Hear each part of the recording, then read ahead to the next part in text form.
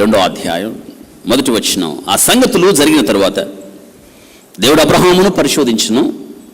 ఎట్లనగా ఆయన అబ్రహమా అని పిలువగా అతడు చిత్తం ప్రభువా అనెను.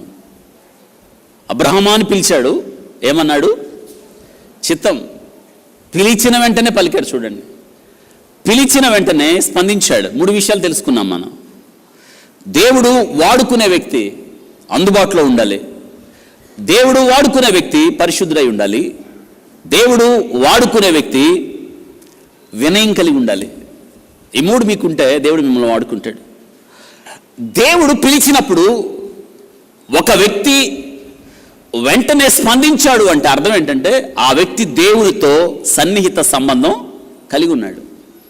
ప్రభువు అదే కదా అన్నాడు, నా యందు నిలిచి ఉండండి. ఎవరు నా యందు నిలిచి ఉంటారో, ఎవని యందు నా మాటలు నిలిచి ఉంటాయి, వాడు బహుగా ఫలించు. రహస్యం ఇది. దేవుడు మాట్లాడుతున్న మాటలు చూడండి. మీరు ఫలించాలని దేవుడు ఇష్టపడుతున్నాడు. మీరు బహుగా ఫలించాలి, పరలోకపు తండ్రి మహింపరచబడతాడు అని వాక్యం చెప్తుంది. అయితే దేవుడు మిమ్మల్ని వాడుకోవాలి. అబ్రహామును దేవుడు పిలిచినప్పుడు చూడండి, అబ్రహాం అన్నాడు, చిత్తం ప్రభువా. ఒకానప్పుడు విగ్రహారాధికుడు కదా, విగ్రహాలతో నిండిన జీవితం. నిజ దేవుడు తెలియదు ఇతనికి. కానీ దేవుని పిలుపుకు లోబడి స్పందించి బయలుదేరొచ్చాడు. ఎక్కడికి వెళ్ళాలో తెలీదు, కానీ బయలుదేరొచ్చాడు. నిరీక్షణకు ఆధారము లేనప్పుడు అతడు నిరీక్షణ కలిగి నమ్మాడు. నమ్మాలి. దేవుడు పిలిచాడు. చూడండి, అబ్రహామును పిలిచినప్పుడు అతడు అంటున్నాడు, చిత్తం ప్రభువా. అందుబాటులో ఉన్నాడు. దేవుడు పిలిస్తే పలికాడు, స్పందించాడు. దేవుడు ఒక మాట చెప్పాడు. అప్పుడు ఆయన, ఆ మాట గమనించారా? అప్పుడు ఆయన ఎప్పుడు చెప్పండి, ఎప్పుడు? స్పందించినప్పుడు.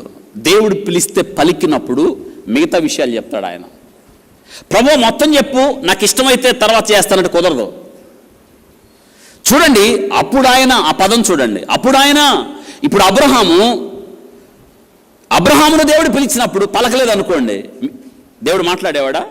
మాట్లాడాడు. దేవుడు మీతో మాట్లాడాలి అనుకున్నప్పుడు, మిమ్మల్ని పిలిచినప్పుడు మీరు స్పందించకపోతే మిగతా విషయాలు దేవుడు ఎందుకు మాట్లాడతాడు చెప్పండి? అప్పుడు ఆయన, అబ్రహాము వినడానికి ఇష్టపడ్డాడు కాబట్టి మిగతా విషయాలు దేవుడు మాట్లాడాడు. అబ్రహాము చెవి ఇచ్చాడు కాబట్టి మిగతా విషయాలు దేవుడు కొనసాగించాడు. ఒకవేళ అబ్రహాము దేవునికి స్పందించకపోతే, చిత్తం ప్రభువా అని అనకపోతే, దేవుడు మిగతా విషయాలు అబ్రహాముతో మాట్లాడి ఉండేవాడు కాదు. ఆలోచించండి. దేవుడు చెప్పాడు, అబ్రహాము విన్నాడు. దేవుడు చెప్పాడు, అబ్రహాము లోబడ్డాడు. దేవుడు చెప్పాడు, అబ్రహాము బయలుదేరాడు. ఒక మాట ఉంటుంది అక్కడ, 3వ వచనం చూడండి. తెల్లవారినప్పుడు అబ్రహాము లేచి, ఇది కష్టమైన పనే. అబ్రహాము ఒక్క ప్రశ్న వేయలేదు, దేవుణ్ణి వేసాడా?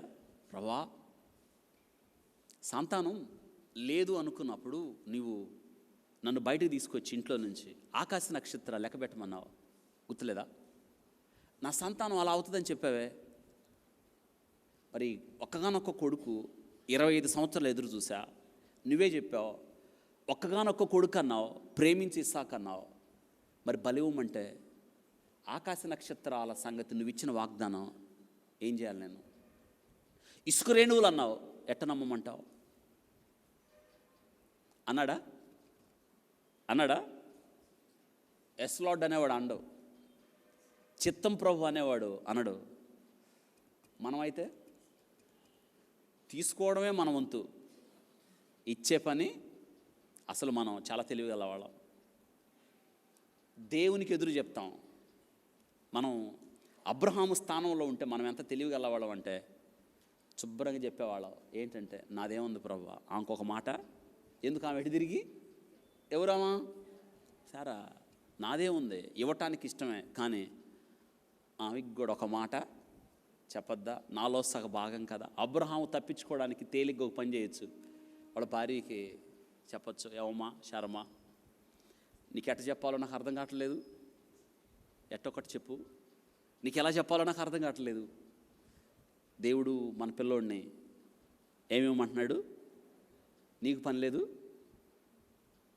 ఆయనకు కూడా పని లేదు. నువ్వు బలిచ్చుకో, నా కొడుకును మాత్రం వద్దు, ఇవ్వను, నా కొడుకుని ఇవ్వను అని అనే అవకాశం అబ్రహాం ఇవ్వలేదు. మీకు ఒక విషయం తెలుసా?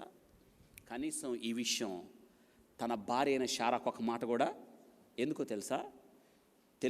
శారాకు తెలిస్తే శారా ఏం చేసిద్దాం? అడ్డుపడిద్ది. అంటే అర్థం ఏంటంటే, దేవునికి మనకి మధ్య ఒక నిర్ణయం తీసుకునే విషయంలో, ఒక అడుగు ముందుకేసే విషయంలో ఎవరి ప్రమేయం ఉండడానికి వీలు. అందుకే మనం ఎప్పుడు తెలుసుకుంటాం, 22లో శారా గురించి లేదు, 21లో శారా, 23లో శారా, కానీ 22లో ఎవరు లేదు. దేవునికి అబ్రహాముకు మధ్య జరిగే ఒడంబడికలో శారా ప్రస్తావన లేదు. మూడో వ్యక్తి జోక్యం, భార్య అయినా కానీ, భర్త అయినా కానీ, బిడ్డలైనా కానీ, దేవునికి నువ్వు తీసుకునే ఒక నిబంధన, ఒడంబడిక, దేవుని పని మీద నువ్వు ఉన్నప్పుడు మూడో వ్యక్తి ప్రమేయం ఉండడానికి వీలు. మనందరికీ తెలిసి ఏం జరిగిందో. చిత్తం ప్రభువా, సమూయేలును దేవుడు పిలిచినప్పుడు చిన్నోడు, సమూయేలుకి తెలీదు దేవుడు మాట్లాడతాడు అని, ఇంకా తెలియదు అతనికి. దేవుడు పిలిచినప్పుడు పరిగెత్తి పెద్ద ఆయన దగ్గరికి వెళ్ళాడు, ఏలీ దగ్గరికి. నువ్వు నన్ను పిలిచావా? పిలవలేదు, వెళ్ళి పడుకో. రెండోసారి మళ్ళీ వెంటనే దేవుడు పిలిచాడు, నువ్వు నన్ను పిలిచావా? పిలవలేదు, వెళ్ళి పడుకో. మళ్ళీ మూడోసారి దేవుడు పిలిచినప్పుడు ఏలీ దగ్గరికి వచ్చి, నువ్వు నన్ను పిలిచావా? వెళ్ళి పనుకో అని అన్నాడు. ఆయనకు అర్థమైంది దేవుడు పిలుస్తున్నాడని. ఈసారి నువ్వు ఆ స్వరం వింటే చిత్తము నీ దాసుడు అని చెప్పు.